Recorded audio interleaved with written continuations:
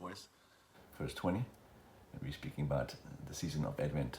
We spoke about it being a 4-week process. And it's the ushering in or the beginning of the birth of Christ, the Messiah. The first week we spoke about hope.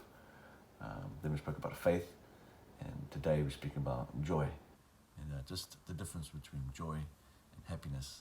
Joy is an inner peace that comes from knowing who you are, knowing your Savior, and joy breathes out of you. You don't have to always have great circumstances in your life to express joy. Joy is a knowledge of truth and a knowledge of good things to come.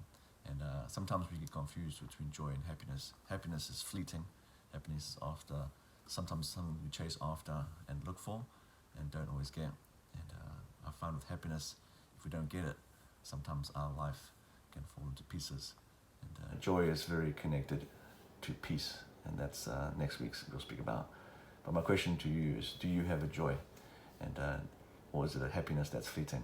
And the joy we speak about is the joy that does come from Christ, and knowing who He is and who you are, knowing that you are a broken person, confused and lost, and will make mistakes and will get it wrong, but knowing there is a Savior and a King who's given to you the joy of knowing Him, the joy of being known by Him, that gives you life and breath and allows you to live a life fulfilled.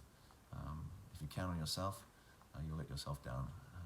Unfortunately, this is how it works. But if you count on God, He will never leave you and never forsake you. He's designed you with value and worth. He's given you a plan and a purpose. And as you understand that, as you get to know that, that's where the joy comes in your life. And when hard circumstances approach that joy, you hang on to the truths of who you are and what you know, and you get through those times. So the joy of Christmas is Christ, and I pray you find that this year in Him, and you live that out in your life. Go well, fellas. Cheers.